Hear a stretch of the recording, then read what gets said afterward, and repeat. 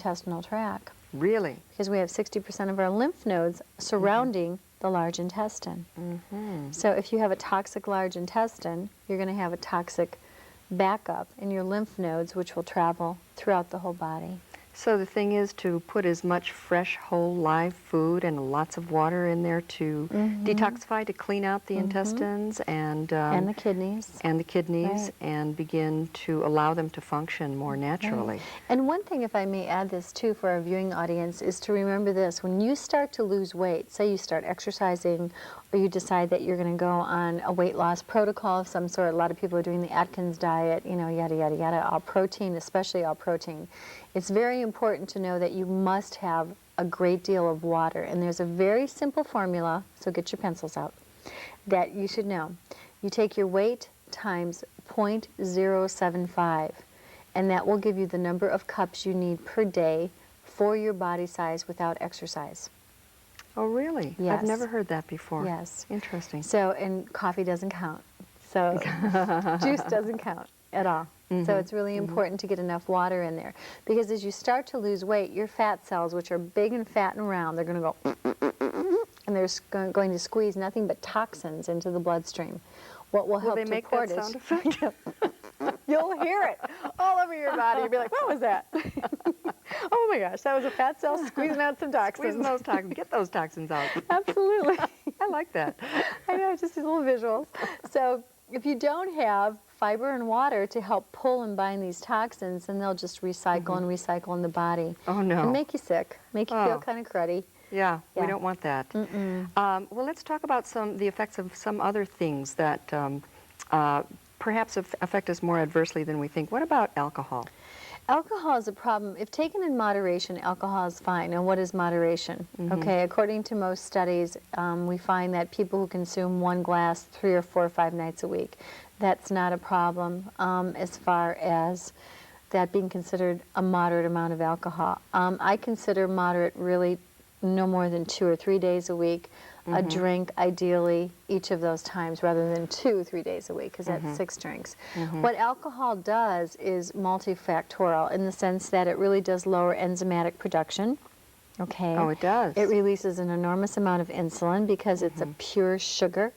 So you end up doing this whole cascade of hormones because insulin is what I refer to as the matriarch of all hormones. And when she's being over-provoked or under-producing, then we have body fat storage going on. And all the other hormones in the endocrine system, which we talked about last week, are going to be subjected to an influx of too much insulin or not enough insulin. I see. And they're like little chickens in a hen house. They're all, "Bop, bop, bop, bop, bop," they're all nervous and upset if insulin isn't being balanced and regulated. But beyond that, it's very, very, very alkaline, and that creates too much acid in the body. And too much acid is the perfect breeding ground in the body for bacterias, viruses, and parasites, which love to hunker down in the intestines. I see. That's their favorite breeding place because nobody's going to bother them there. Nobody's going to bother them. Nobody's going to bother They can just hide there forever. Especially if you're a little constipated and you don't move regularly. So now we have a perfect fermenting breeding ground. Sure. So alcohol creates that problem. And yet, isn't it said that a little wine with dinner can help the digestion? Especially red, not so much white. And if you do indulge in wines, I really strongly suggest our viewing audience consider imported wines. Imported? Yes, and why is rather that? than California. Rather than Sorry. California? Uh-oh. Yeah. Uh-oh. Yeah. Love those We're going to Californias. probably hear from the Well, California the wine. sulfites, you know, and they use so many more chemicals in California than, you know, Austrian and Spanish and Italian winemakers do. They use more natural methods of treatment, and really the European community in general has far more rigid controls over food production than we do in America. Okay. Now, what about medications? How does long-term use of medications affect the digestive system? Medications are a problem. I mean, most medications are what I call laced with aluminum, small residual amounts of heavy metals. And these heavy metals are very dense, and they, again, in and of themselves, destroy enzymes in the body. And I'll bet that's news to almost everybody. I know Yeah. it's news to me. I didn't know that there was aluminum in medications. well, they have to have something like that in there to keep it stable on the shelf for a long period of time. So because of that, if you know anything about heavy metals or heavy minerals, toxic minerals, you know that it displaces things of lighter weight. So that would be some of our enzyme performance would be decreased because of the heavy metals. And again, it changes your acid pH balance and it makes you very, very acidic. And again, when you have too much acid in the body, you become that perfect host or hostess for whatever virus, bacteria, or parasite comes along. So what can people do when they absolutely have to take medications? You need to replace within the system enzymes. So people who do take medications, and especially people who are past the age of 45, I mean, even without medications, without coffee abuse, without dead food choices all the time, it's very important to take a digestive enzyme for most people. And we'll talk about the questionnaire that we offer at Nutrition Consultants, but it helps you to assess whether or not you're enzymatically insufficient. Just by bringing live foods in, enough water, and taking away the perpetrators, you can really alleviate the onset of degenerative digestive issues or problems, because you can't heal your body unless you're digesting. There's no way. I mean, you can take vitamins like crazy, minerals like crazy, herbs like crazy. If you don't use them, you'll lose them. So you have really expensive urine or expensive feces. That's about it. Because without enzymes, you can't break down a vitamin pill either. So you have to work on your digestive system first, no matter what. Right. So again, if you have gas, bloating, if you get sleepy after you eat, if you're constipated or you have flushing like diarrhea, you know that you have a weakened or a somewhat susceptible digestive system. So it can be prey to stressors, you know, and or to too much of a good thing or too much of a bad thing. Yeah. So it's important to really take note of what you're putting into your body. Yeah. Well, that's important. And I know that we're going to be discussing, after we come back, how age can affect the digestion, as well as other factors, so that we can clear through this maze of confusing. Uh-oh. Don't even say that word. Don't even want to think about that. So stay tuned, and we'll be back.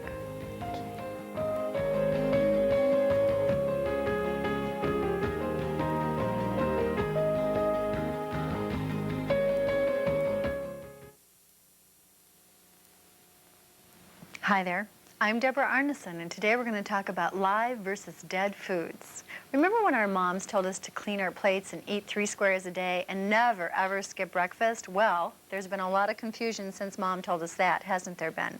It's important to know that with all the confusion, the redefining of the food pyramid, you know, what to eat, what not to eat, how much to eat, how much not to eat, we're all stressed and confused. So let's go back to basics. The basics are eat 3 squares a day, make sure you eat enough calories for your body size and your physical activity, never ever skip breakfast, and eat live versus dead. Why? Because right now everyone in this country seems to be running around with depression, you know, loss of memory, confusion about what to do. People are moody, constipated, and crabby. Live means that we're bringing foods to the table that bring life to our cells.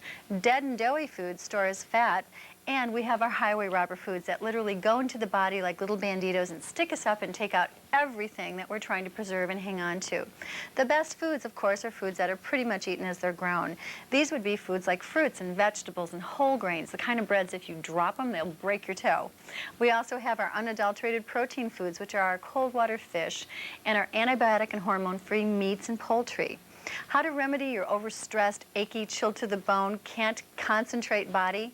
Go back to those basics. Remember, if you eat live versus dead, organic wherever possible, we're in great shape. So, for your own good, remember that 50% of the deaths in this country are caused by the lifestyle that you choose. It's important to be proactive and take your life into your own hands. Eat live, not dead foods. I'm Deborah Arneson, bringing you Health Quest.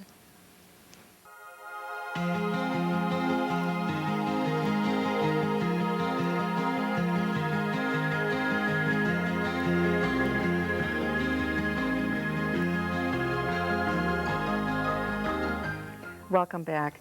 Deborah, how does age affect digestion?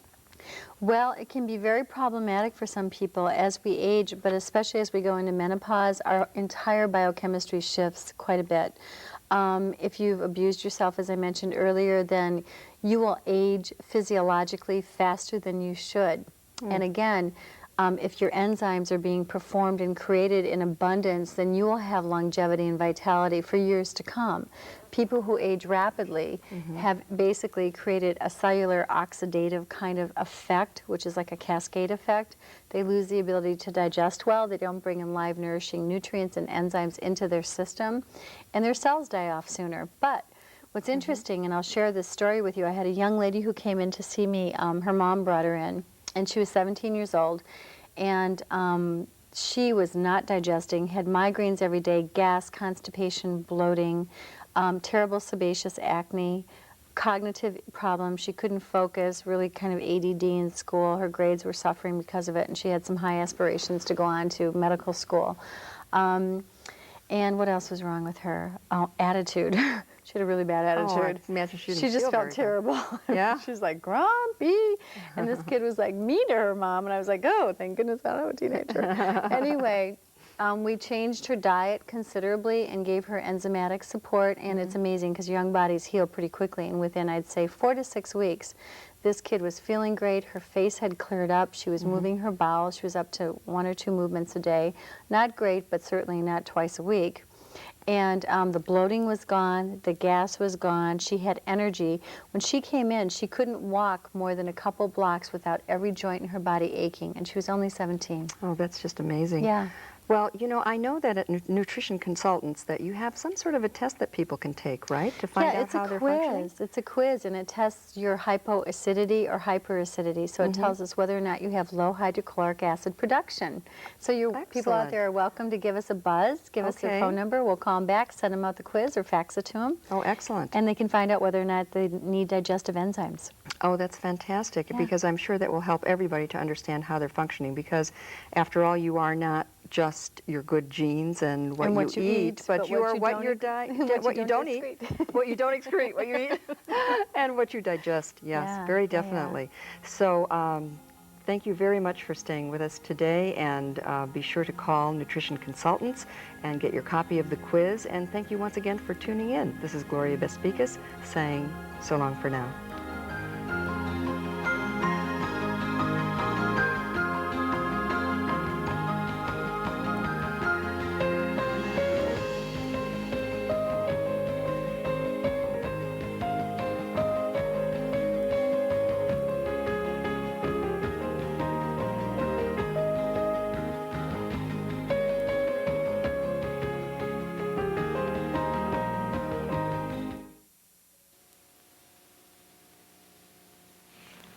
Hi there, I'm Deborah Arneson, clinical nutritionist, and today we're going to talk about the importance of vitamins and minerals and antioxidants. Should we take them? Should we not? Do we need them? Who really knows? Do they actually decrease aging and antioxidative stress to the body? You know what? Maybe we should listen to all the doctors out there and follow their advice and realize that we've been given a gene pool to draw from, and that's it. We're all going to live long and miserable lives. But I think not. Important thing here is to know that we have a saber-toothed tiger out there. It's called the environment that we live in. With food irradiation and thousands upon thousands of chemicals being dumped into our lakes, rivers, streams, and therefore our bodies every single day, we should be glowing in the dark at this point. The fertilizers used on our commercial foods are loaded with landfill byproducts. Most of that is radioactive in its function. Remember that there are many needs for the body, and the reasons that we need to take vitamins and minerals are multifactorial. Many people smoke, they drink. We have way too much stress for the normal person. We also need to know that we have all kinds of additives and pesticides put into our food chain which are altering our body's ability to reproduce healthy new cells. At this point, looking at all that we know, we should probably all be glowing in the dark when we turn out the lights. So the functions of vitamins are to increase the body's ability to handle these oxidative stress factors, our lifestyles, and the foods and environmental toxins that are put in front of us without our knowing it every single day. The RDAs are another issue that we need to cover quickly. The RDAs are what I refer to as the ridiculous dietary allowances. It's important to know that they are a joke. They are based on 23-year-old white males who eat 3 squares a day.